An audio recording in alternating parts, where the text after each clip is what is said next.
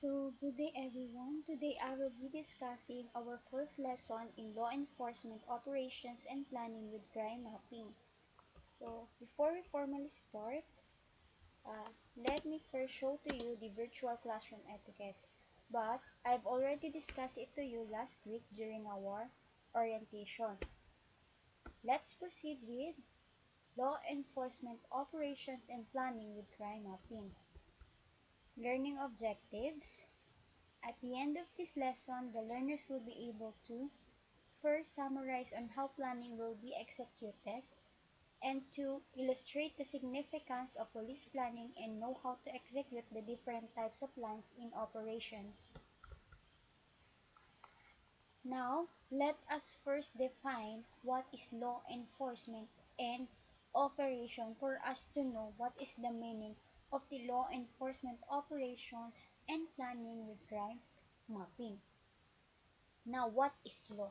Law, it is the system of rules that a particular country or community recognizes as regulating the actions of its members and may enforce by the imposition of penalties. So, these are the rules and regulations enacted by the state to be obeyed by the citizens of the country. Now, enforcement, it means to compel obedience to law, regulation, or command. Enforcer, it is done by the law enforcer. They are the one who enact the system of rules in our country. Operations defined as the job responsibilities and activities that law enforcement agents complete in the field. Therefore, law enforcement operations are the job and responsibilities of the law enforcement in order for them to enact or enforce the rules and regulation of our country to be obeyed by the citizens of the country. Next, what is planning?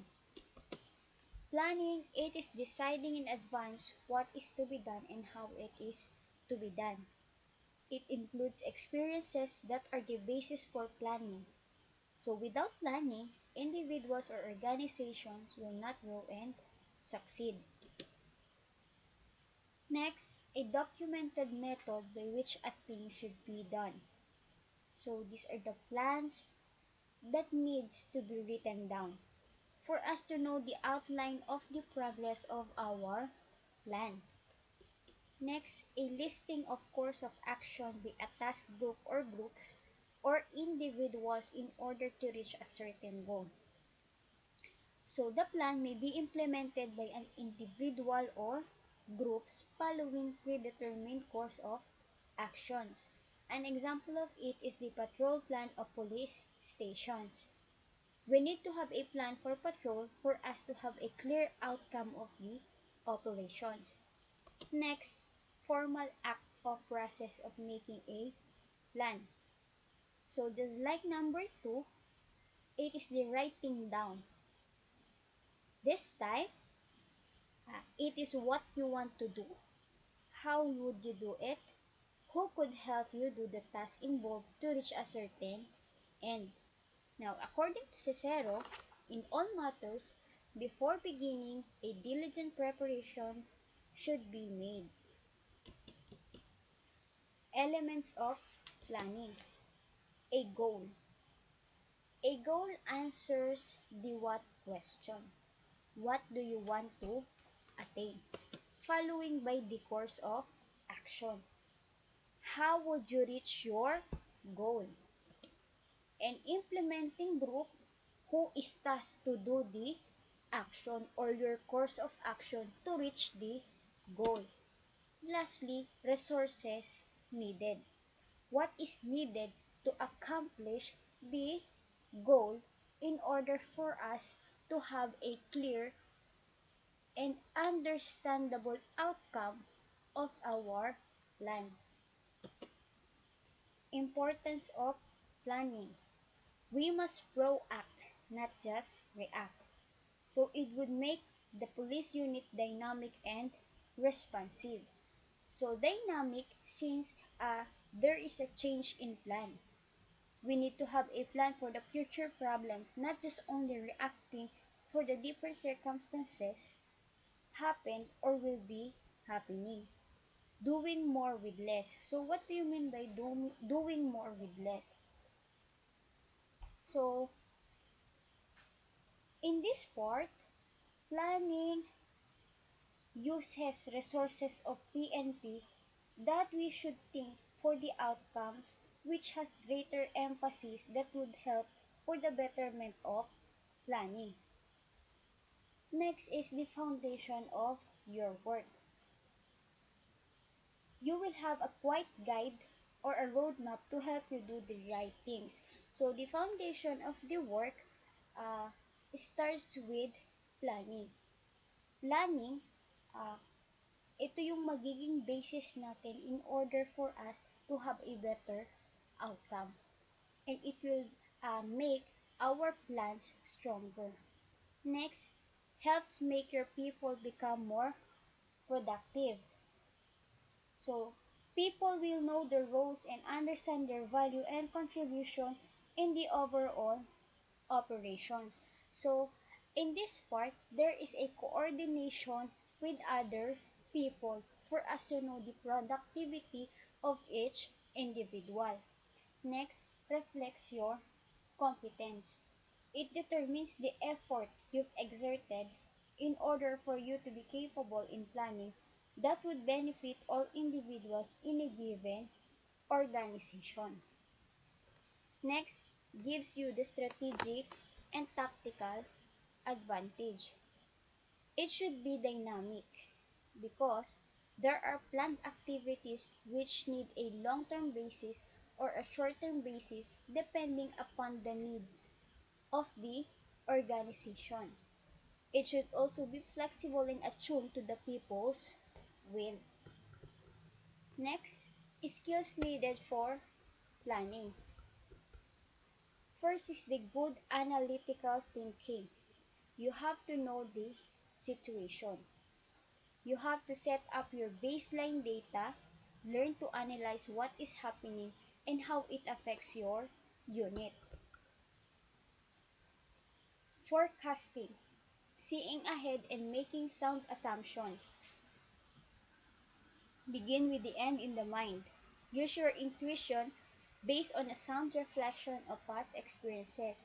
So it looks at the confluence of events and look at the future scenario.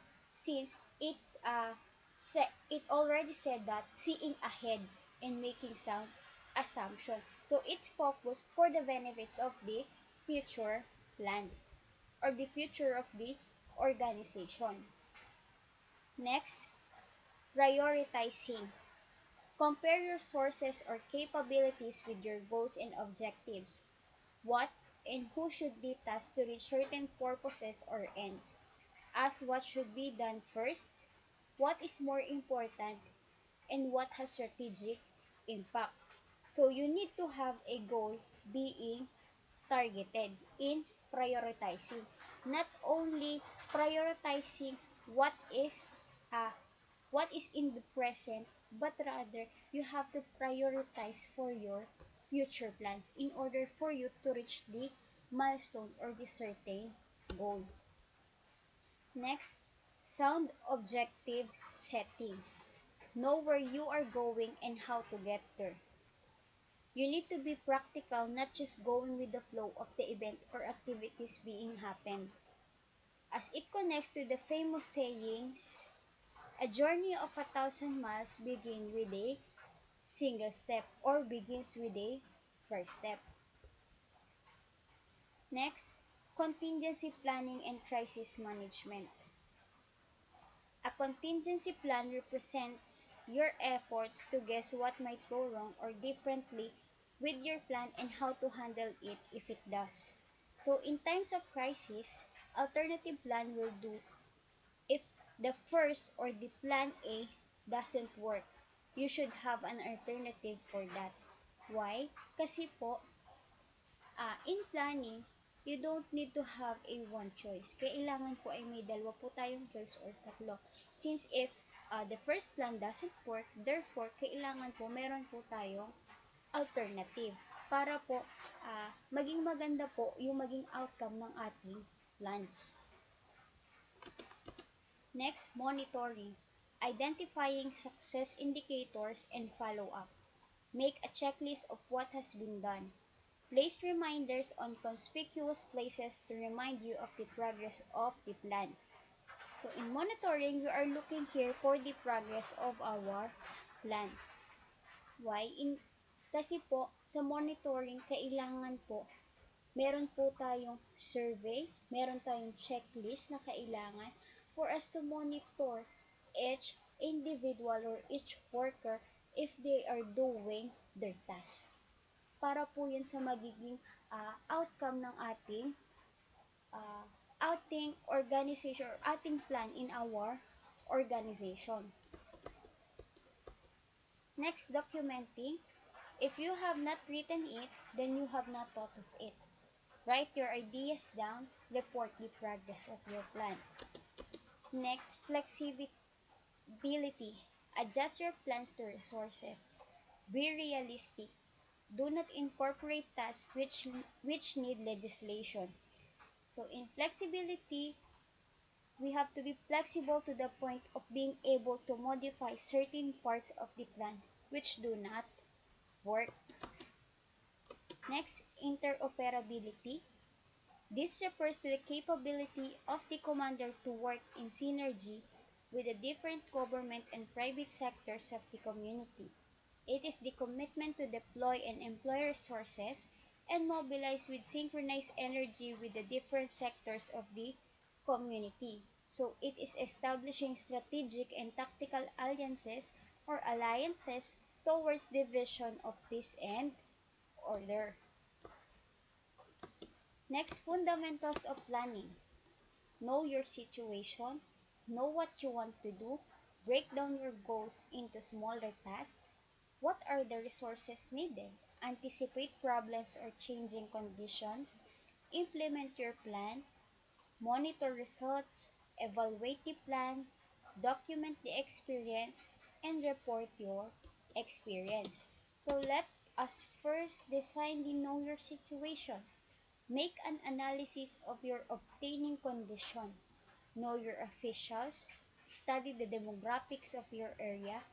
Study the previous reports of your predecessors. Talk with the people and your own policemen. Because communication is very important to analyze clearly the situation or conditions of your area or the situation or of the said area or the specific area you are working on. Know what you want to do. What is purpose or your goal? Always start with the end in mind, according to Stephen Covey. You have to determine how, where, and when your task will be finished. This will help you manage your resources and energy properly. Break down your goals into smaller tasks. Make your action steps towards your goal. Reaching a big goal is a result of accomplishing small connecting tasks. Know the first steps towards your goal. You don't need to push yourself to immediately reach your goal. You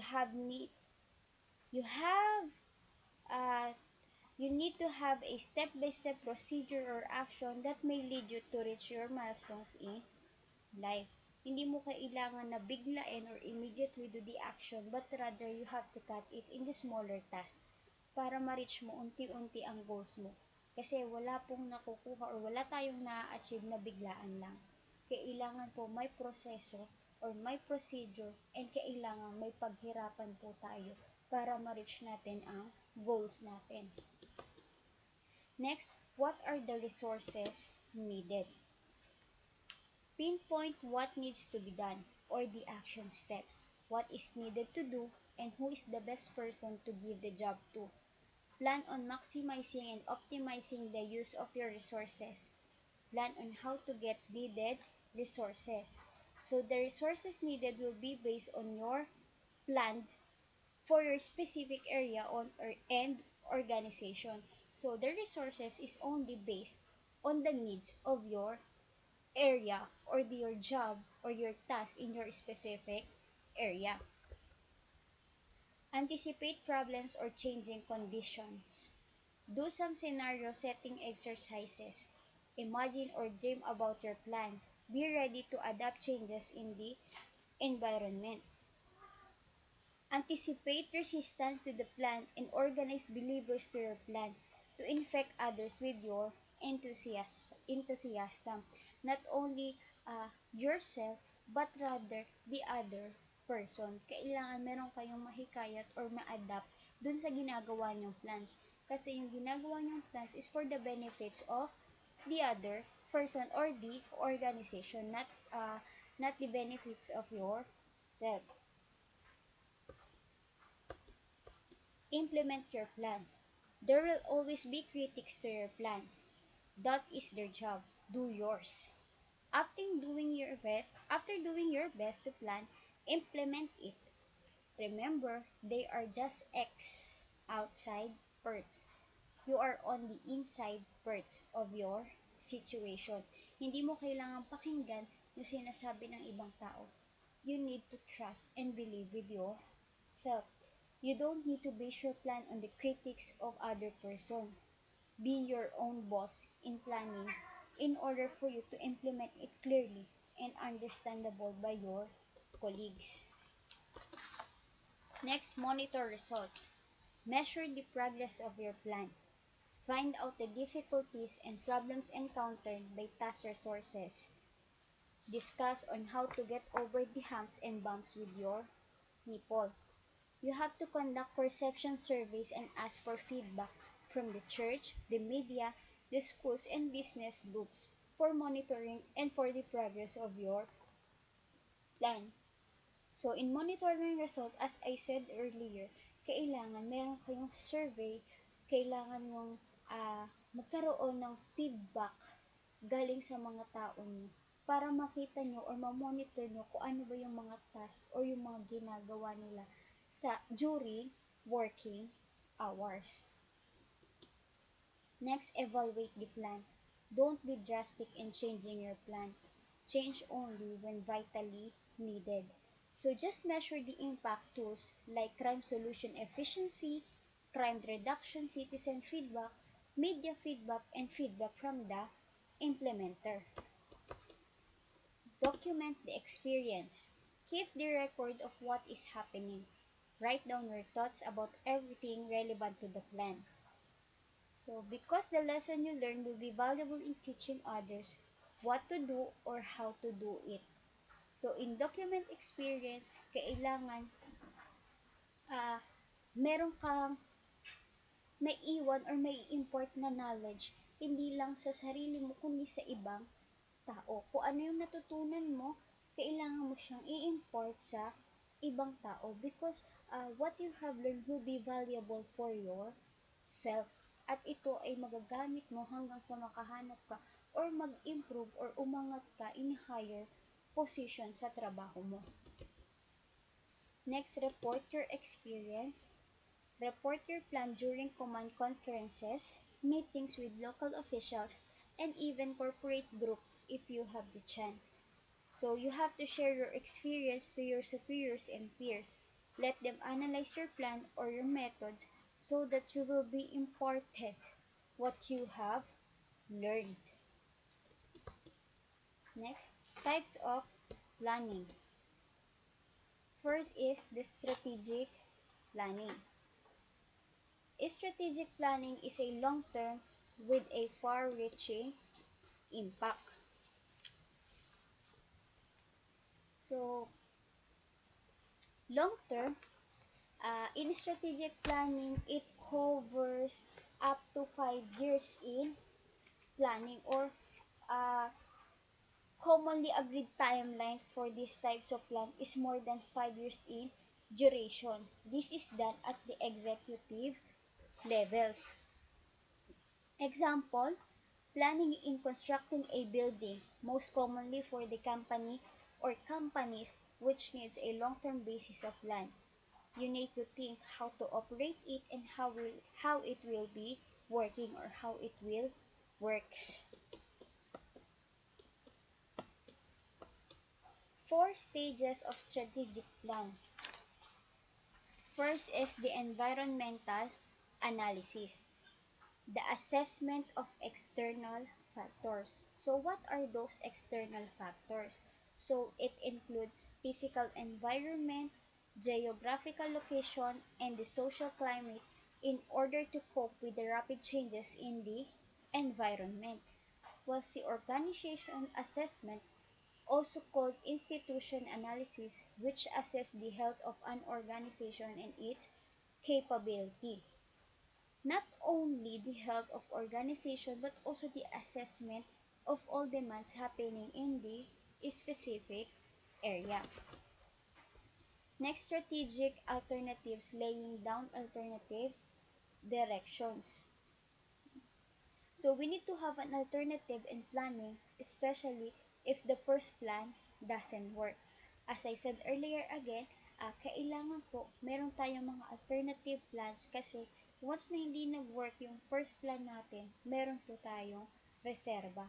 Meron po tayong reserba para po maituloy natin kung ano yung goals natin sa isang organization.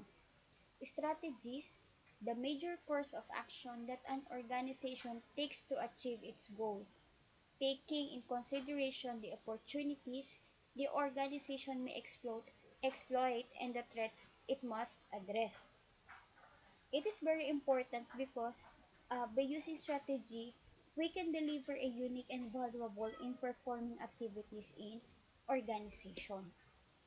For strategic choice or strategic plan technology, this what? Strength, weaknesses, opportunities, and threats. Strengths refers to the elements in the organization which give an advantage. So it makes the organization strong and capable of accomplishing its mission. While in weaknesses refer to the elements which constrain the organization from effectively and efficiently attaining its objectives. It means it is a particular part or quality of organization that is not good or effective, but it can be used as motivation to improve the organization. Opportunities refer to the elements which can be tapped to allow the unit to move forward or progress. It may help for the development of an organization. The threats refers to the elements which pose serious challenges to the organization, and it may be the hindrances in attaining the goal of an organization. Next, values, vision, mission, and goals. Statement. Mission, the organization's purpose. So, what is the significance of the organization? Vision, the dream or the aspiration of the organization. What do you want for your organization in the near future or your perspective in your organization? Next, the goals, the desired target. It is an idea of the future that a person or a group of people envision, plan, and commit to achieve. Components of strategic planning. First is the strategic alternative and strategic choice. So the difference between the two is that strategic alternative set of strategic options from which an organization derive their preferred choice. While in a strategic choice, it is preferred choice taken from a strategic alternative. In a strategic alternative, there are many choices or options, while in choice, this is the choice you've taken from the alternatives. Next, medium-term planning. These are the plans whose timelines are between those of strategic plans, usually between 1 to 3 years. So, the medium-term development plan is established to initially set the direction towards the aspiration for its organization. So, it consists of the key results areas to guide the organization's vision and mission. So, these are the key result areas, the policies, the programs or activities and projects, and the challenges. So an example of it is you are graduated of bachelor's degree. Therefore, you will find a job suitable for the course you've finished or you've taken.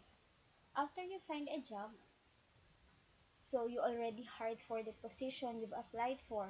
After 3 years of experience, you will think that you need to have a higher position in the field you've chosen kasi hindi naman porket nakapagtrabaho ka na ay hanggang dun lang yung level mo. So you are thinking or you're aiming for the higher position and you will do something which makes you grow and more suitable for the job.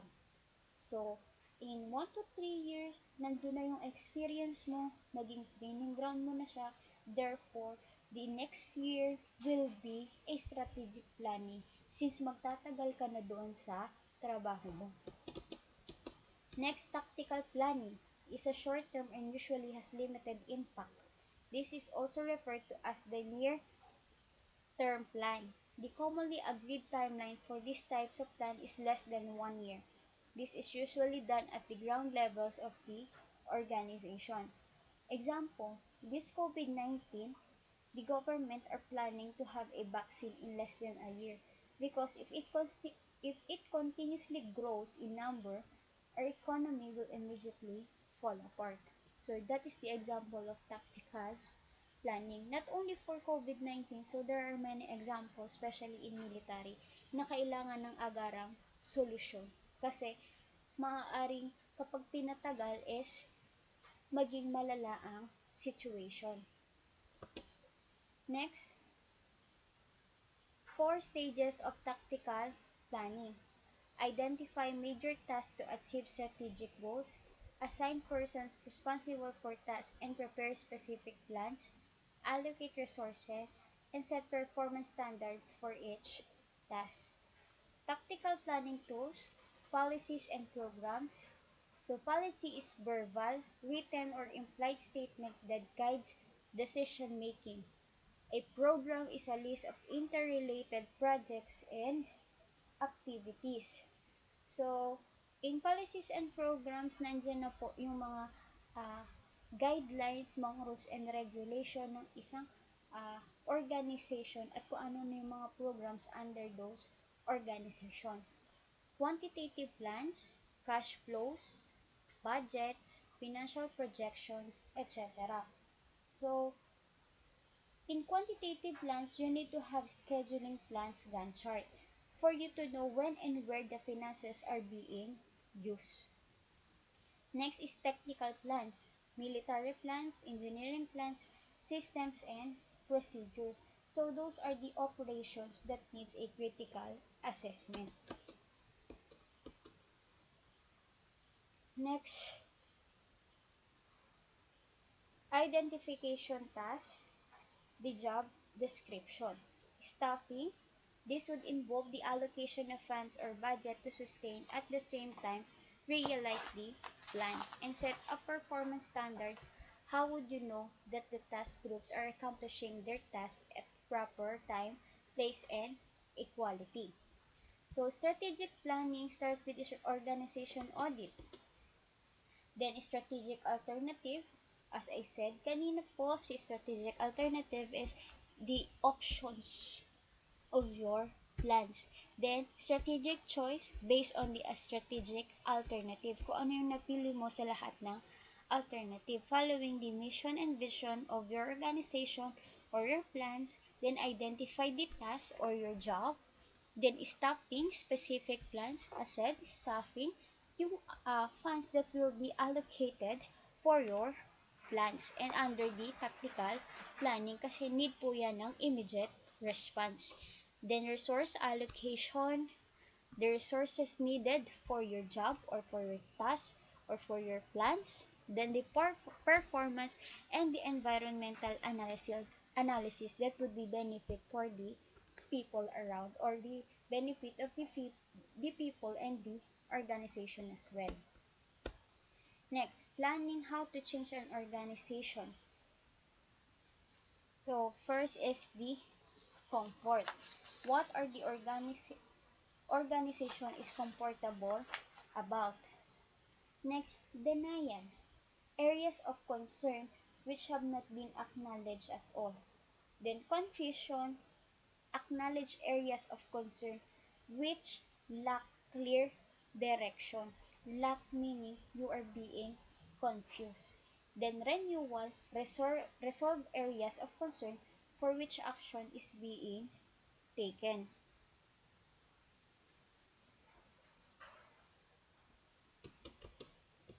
Next, police planning. Definition of police planning: the process of combining all aspects of the public safety activity and realistic anticipation of future problems, and the act of determining policies and guidelines for police activities and operations. So, uh, it also provides, in police planning, it provides controls and safeguards for such activities and operations in the police forces, most especially in anticipating the future problems of the organizations. Types of plans. So there are 5 types of plans: the policies and procedures, tactics, operations, extra office activities, and management. So policy or procedural plan: standard operating procedures shall be planned to guide members in routine and field operations and in some special operations in accordance with the following procedures. First is the field procedures. So it is intended to be used in all situations of all kinds, shall be outlined as guide to officers and men in the field. Next, headquarters procedures. It includes the duties of the dispatcher, jailer, and other personnel concerned, which may be reflected in the duty manual. So in headquarters procedures, there are specific tasks of the uh, members of the Philippine National Police, not only the Philippine National Police but in the military uh, areas or segment. Next, special operating procedures. So certain special operations also necessitate the preparation of procedures as guide, especially in critical situation. Next is the tactical plans. So these are the procedures for coping with specific situations at known location. So since tactical needs a short-term basis, we should be specific in the plans and should be clearly understandable. Kasi nga po, short-term lang po ang basis ng tactical plans natin. Next, operational plans. These are the plans for the operations of special divisions like the patrol, detective, traffic, fire and juvenile control divisions. So you need to know the basic procedure, uh, and the basic procedure is the patrol, investigation, and the traffic, because that will help you grow in conducting operations. Kasi once na pumasok ka or once na nag-training ka ng police or PNP, kailangan mo mag-undergo uh, ng uh, patrol, investigation, and traffic para po mas mag-grow kayo at mas magkaroon kayo ng kaalaman in the field you chosen. Next, 2 types of plans for operations of special division. First is regular operating program. Regular operating program, operating division or units have specific plans to meet current needs, and those needs are the equal distribution of manpower throughout the hours of operation. Special programs shall be developed to meet particular needs in each field of activities. Design program to make better citizens of delinquent and pre-delinquent children, and operational plans to eliminate certain delinquency-inducing factors in the community, and plans to obtain assistance from all community agencies in the diagnosis and treatment of certain delinquents. So, sa regular operating program, nandyan po ang procedures natin para ma-meets natin yung needs sa isang operation and isang division ng ating military services. Next, meeting unusual needs. So, unusual needs may arise in any field of police activity and is nearly always met in the detective, vibe, and juvenile justice division by temporary adjustment of regular assignment. So, meeting unusual needs happened in the police activity. So, it happens immediately, maaring biglaan, pero maaari namang hindi biglaan. But, if that happens, kailangan maging prepared po tayo, especially sa mga bawat division. Kasi may iba't iba pong division, most especially po in juvenile division. Kasi kailangan po niya ng understanding and kailangan po mas deeper yung pagkakaintindi natin o pangunawa natin once na nagkaroon po ng crime and once na nakapag-transfer ng crime in operating area. Next, extra office plans shall continuously seek to motivate, promote, maintain an active public concern in its affairs. So it shall be made to organize the community to assist in the accomplishment of objectives in the fields of traffic control, organized crime, and juvenile delinquency prevention. Next, arranging for execution of plan. It requires the issuance of orders and directives to units and personnel concerned, not only in the personnel concerned, but also in the establishment of a schedule and the provision of manpower and equipment for carrying out the plan. Next, evaluating the effectiveness of the plan. This is necessary in order to know whether a correct alternative was chosen, whether or not the plan was correct, which phase was poorly implemented, and whether additional planning may be necessary. So this is the assessment of all the plans. Categorization of duties and responsibilities. First is primary.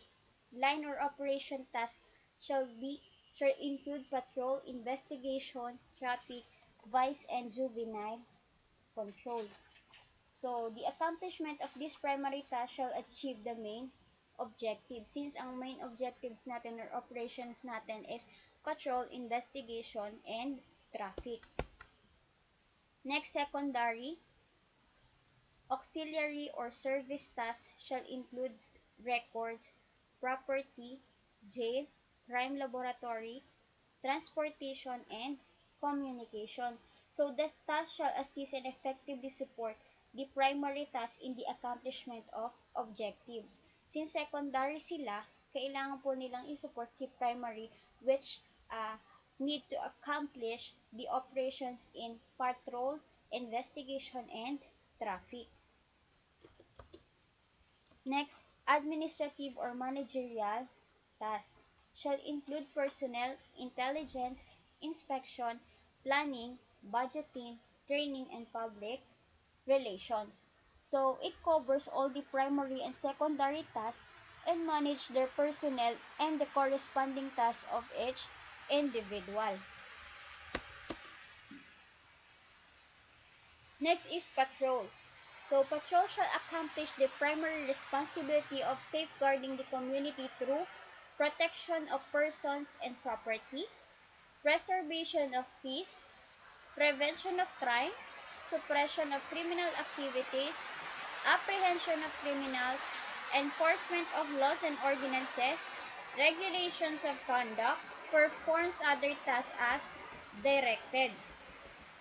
So the patrol force is the backbone or being the backbone of the police service shall be responsible for the accomplishment of the total police job. And in small police stations or substations having no specialization, perform all the primary, secondary, and administrative tasks. So, yun po si function ng patrol natin or patrol officer or patrol force. Kailangan po sila po yung mag-perform ng all tasks ng primary, secondary, and administrative tasks. Next is investigation. The basic purpose of the detective or investigation division is to investigate certain designated serious crime and clear them by the recovery of stolen property and the arrest and conviction of the perpetrators. Next is to supervise the investigation of all felonies and all cases of murder, homicide, robbery, theft, and other grave crimes. So in investigation, not only those crimes, but the crimes that already or that will be happening. Next, in investigation also, they are responsible for the investigation of non-criminal activities. And what are those non-criminal activities? An example of it is the missing person or other matters wherein an investigation would be beneficial for public welfare. So, uh, that's all for the discussion of our lesson 1 in Lea 4. So, kailangan po nakapag-take down notes kayo kasi hindi po lahat is nailagay sa handouts. Since online po tayo, kailangan po you have the knowledge or you have an initiative na magkaroon or mag-take down notes. So, as I end this presentation with the quote, failure is the foundation of success and the means by which it is attained. So, kanina sinabi ko, if one plan doesn't work, change the plan, but never the goal. You have to change your plan or you need to have an alternative for plan para po magkaroon kayo ng magandang outcome to reach your milestones in life. You don't need to change your goal, but rather you have to change your plan. So, thank you and God bless. So, I've already posted in Google Classroom your quiz and handout. So, kindly answer that. And this submission is already posted in Google Classroom. Again, thank you and God bless.